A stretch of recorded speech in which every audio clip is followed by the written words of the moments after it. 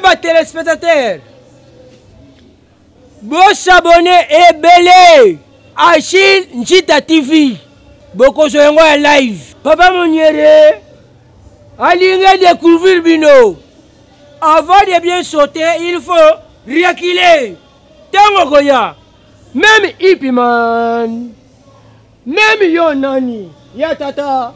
Ya maman. Père mon. Père Limo Santo. Achille Njita TV.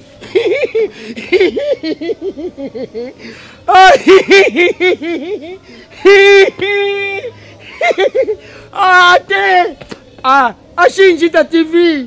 Ebele, bon s'abonner, Achille Njita TV, ebele, bon s'abonner, tata ya mona, Père Limo Santo, Achille Njita TV.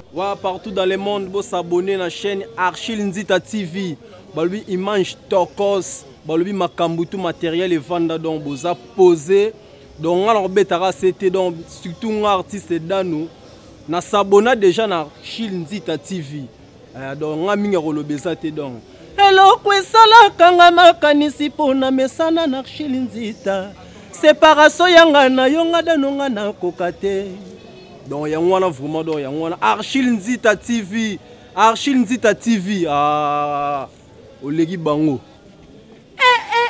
Naza kuluka na kubimila wapi na kumonela wapi lelunga di bondasi na monani na Achille Njita TV. Vous s'abonnez bino nyonso oya sana posa kumona mama di bondasi akumona ye na Achille Njita TV bana ya mukiri mbimba buluka na bino isika msusu te kaka Achille Njita TV imanzi kitoko lukula banzedu na lola sokuna numona lola te ukumona lola pa Achille Njita TV. Bana putu bana mukiri mbimba monde entier na dubibon siane zakara moko Achille Njita TV. Achille Njita TV. Wana nazo lubabongo papa Superman. Tande nazali kolo nazo ukita pona yibike Achille Njita TV zo kumata. Alors bande kunyo sobazo ulandanga. Esika nyo solandanga papa Superman. Oyo yibe papa Superman. Bo s'abonner na Achille Njita TV. Tande nazo ya Achille Njita TV. Mama s'abonner, papa s'abonner, mwana s'abonner. Sen oyo l'équipe sen nyo na mukira poto. Eza bongo Achille Njita TV. Souvenir ezaya combat. Souvenir ezaya constance na lutte. Souvenir ezaya ko zwa position ceux qui ont na raison kolobake. Attendez nini, ata ceux qui nazanga moko. Je vais rester là. C'est ça le souvenir que je tiens de Tshisekedi. Souvenir est de ne pas reculer quand on est dans le vrai. Ata ceux qui batunyo so bawanga. Ata ceux qui batunyo so baboyo. Donc yozo tika lawana parce que tôt ou tard bako pesa yo raison. Est-ce que le même combat on a le UDPS a mené ou bien la démocratie? Oui, UDPS aujourd'hui, Tshisekedi a tika qui a pouvoir te. Aujourd'hui, bazana chef de l'État. Combat au bako mener combat de la même manière qu'avant parce qu'il y a une nuance. Il y a tant que ko sala une opposition radicale na awa bazana pouvoir, moins différence wa nezai. Moins changement mouké ezali na ba secteur ou peut-être peuple azota la malamute. Comme dans la diplomatie ezo sala que peuple a sentir ezala na ba effet direct te na population ana. Azo travailler côté la sécurité, peut-être ba bazana ba zone rouge, bazo comprendre qu'est-ce qui se passe. Même makambo belé est encore ya kosala yango moni a souhaité même que basa la dissolution pour que makambo kotambola malamu. Social ezandenge bino bomone la kango anate. Social et bongaka pas pona kokaba pas pona chef de l'État ko préparer social na éviter ceux qui andenge nini. C'est en créant les emplois. Ceux qui mutu azui musala wane futi mbongo wane bongisi social na yi. C'est ça la logique. Donc makambo sécurité yo kolo banayo ozolia ozobina parce que na Kinshasa tozaka chaque jour tozana babar to komel. Mais bande ko na biso bazo kufana beni. Baza même pas na possibilité à koliate quand il y a l'insécurité au koliate au kolala nzala même ceux qui ozana mbongo et sika ko somba pe loko ko zalate ndenge pe yako ceux qui ozaka na kachanda kwa masasi bandi okozwa courage te yako vanda obanda kolia. Donc l'aspect sécuritaire c'est le socle de la création de ce qu'on appelle aujourd'hui l'État. Ouais, il faut pas dissoudre le Parlement. Mani match ce qui va bêta qui mabe. Il faut tozonge là. Il faut pas dissoudre le parlement que les vrais élus bas à l'hémicycle wana. Ngana zo mituna pona nini ba député bazo bang. Ceux qui ba vota qui yo. Te tozonge le peuple wana. Ceux qui okosaki bato yambala oyo basi ba yebi ko okosaki bango. Bako réserver les résultats oyo bongi na yo. Bako katela yo etumbu. Je pense que dans la lire où vont les choses. Ceux qui va dissoudre le parlement même biso ba député to kofingama.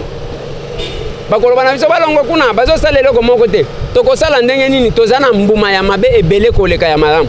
Donc je pense que la dissolution elle est bonne, mais il faut pas procéder à la réforme avant de dissoudre.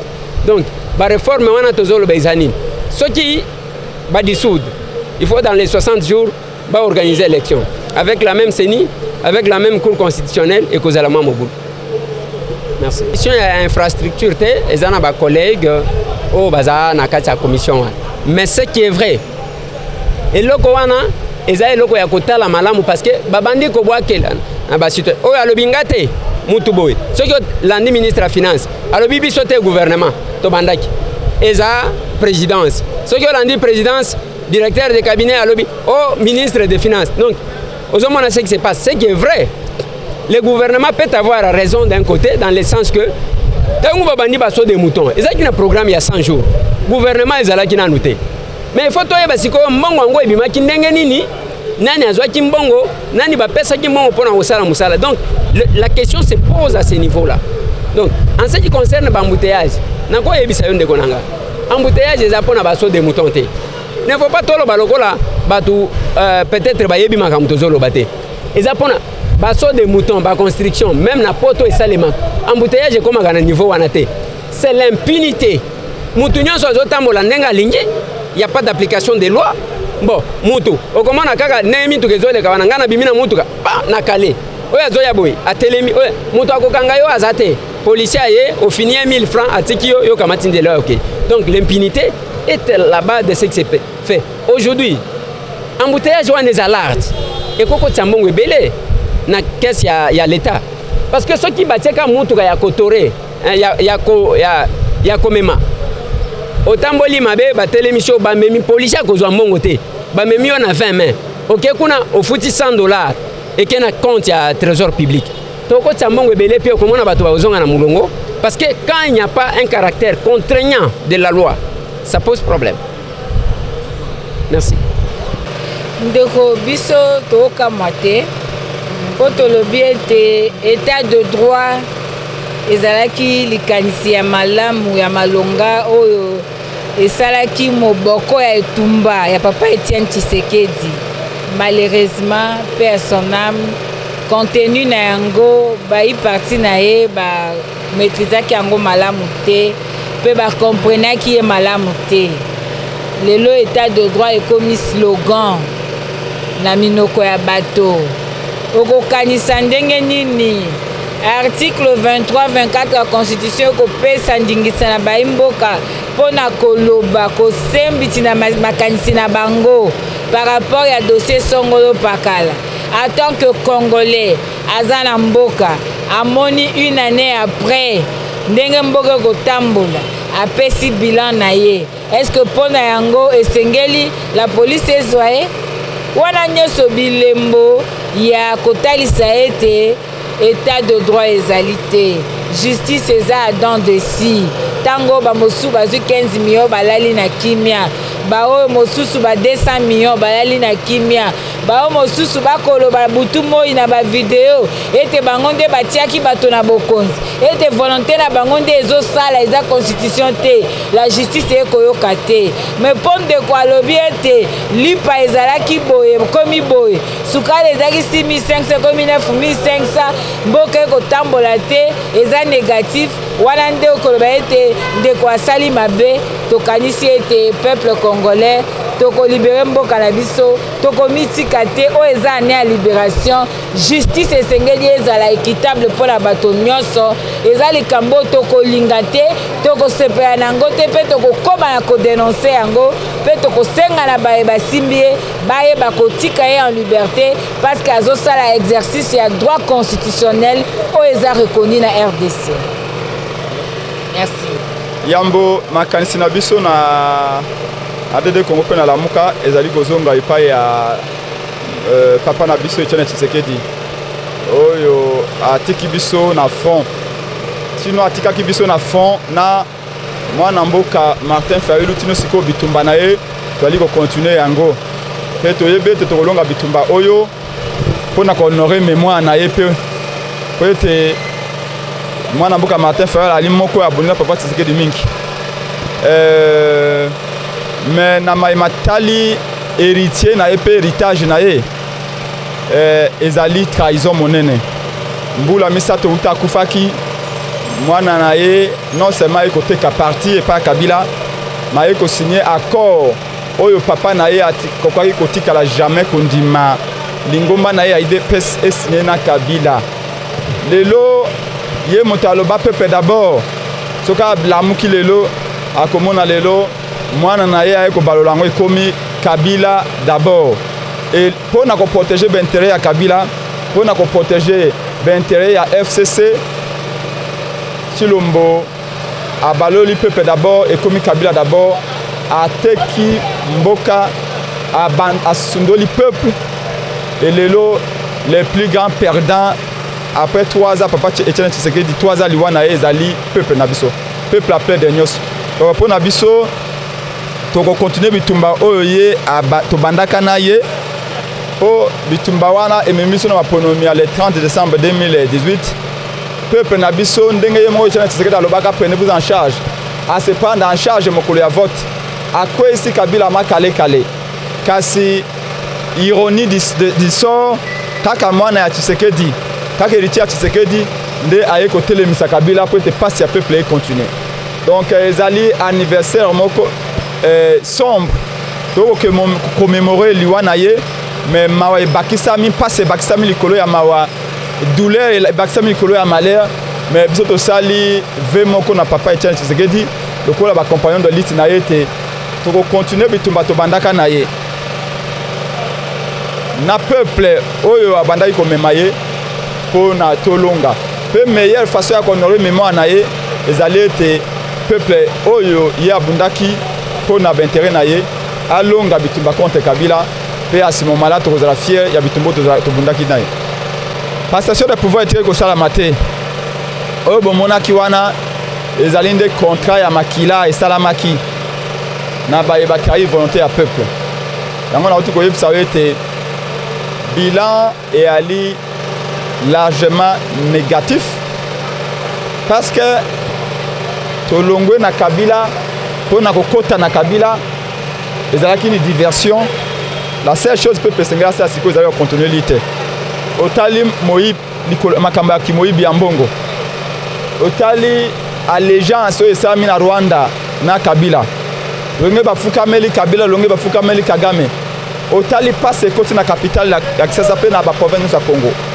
peuple ye moko nde akoloba soki bilan ezali positif ou négatif momonaki mokolo basaki mitingi na bango na stade de Martyrs mpona koévaluer bilan na bango peuple amipeseli bilan lolenge nini peuple alobi aokenda stade te makambo nyonso idepesa kosala peuple alali d'accord na yango te mpa okendaka lisusu te mpona kolakisa ete bilan ya une année ya trahison ya Chilombo yango wana peuple apesi yango donc c'est pas biso nde kopesa bilan peuple nda kopesa bilan mpe peuple alobi maye nyonso idepesa kosala etali bango esusu te parce que idps atrahiri bango donc bilan oyo peuple apesaki yango wana stade de Martyrs vide nato nde botoni nde je crois que personne ne peut se prévaloir de sa propre turpitude je crois que Papa Mbongo doit être un peu conséquent il ne peut pas continuer intérieurement à souffler les chauds et les froids.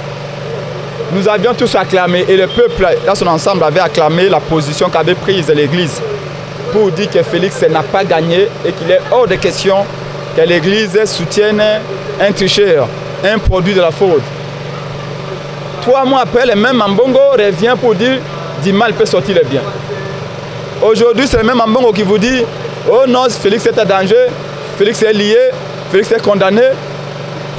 Finalement, quand on est un intellectuel, quand on a été à l'école, à l'université, quand on est à la place que Papa Mbongo occupe aujourd'hui, on se doit de rester cohérent. La seule chose qu'on peut souhaiter. Félix est à danger. D'où vient le danger? Le danger vient de son partenaire, de son frère, de son ami, de son complice Kabila. S'il y a une solution, que les deux trouvent une solution.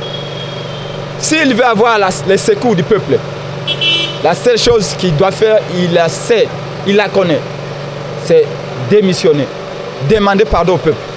Alors aujourd'hui, en bon, on se tourne vers le peuple pour dire Félix est lié, Félix est à danger. Le peuple n'est pas concerné. Le peuple a déjà dit que Félix, c'est une histoire ancienne. Pour nous, les combats pour le triomphe de la vérité va se poursuivre.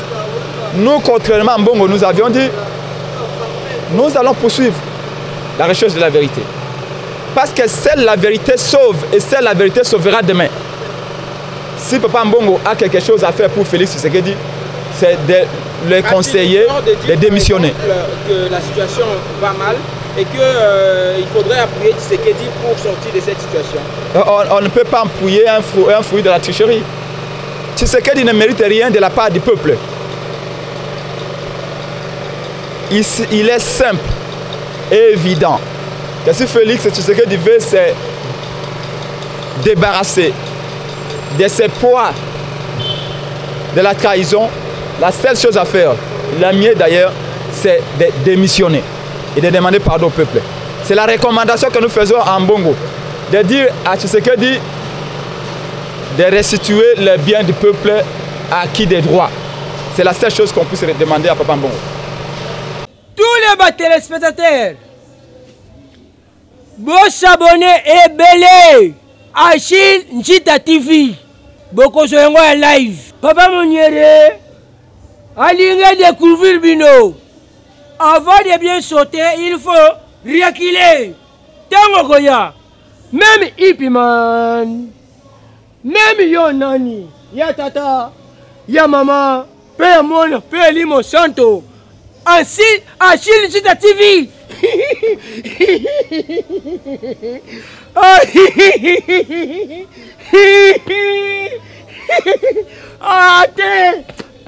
Achille Nzita TV.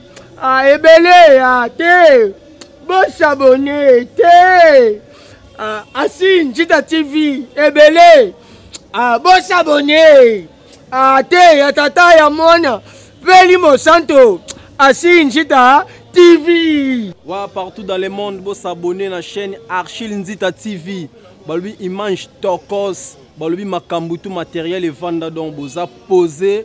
Donc alors betara c'était donc surtout un artiste dans na s'abonner déjà na Achille Nzita TV. Donc ngaminga rolobeza te donc. Hello kwesala kanga makanisi pona mesana na Achille Nzita.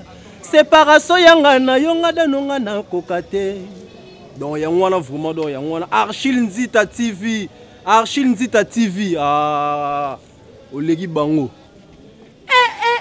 Naza kuluka na kubimila wapi na kumonela wapi lelunga di bondasi na monani na Achille Nzita TV. Vous s'abonnez bino nyonso. Oya sana posa kumona mama di bondasi. Akumona ye na Achille Nzita TV. Bana ya mukiri mbimba. Buluka na bino isika msusu te. Kaka Achille Nzita TV imanzi kitoko. Lukula banzedu na Lola. Sokuna numona Lola te ukumona Lola pa Achille Nzita TV. Bana putu. Bana mukiri mbimba. Monde entier na dobibon. Siane zakara moko. Achille Nzita TV. Achille Nzita TV. Wana nazo lubabongo papa Superman. Tande nazali kolo nazo ukita pona yibike Achille Nzita TV zo kumata. Alors bande kunyoso bazo kulandanga. Esika nyoso landanga papa Superman. Oyo yibe papa Superman. Vous s'abonner. Na Achille Nzita TV. Tande nazo ya Achille Nzita TV. Mama s'abonner, papa s'abonner, mwana s'abonner. Sen oyo l'équipe a sen nyoso na mukira poto. Eza bongo Achille Nzita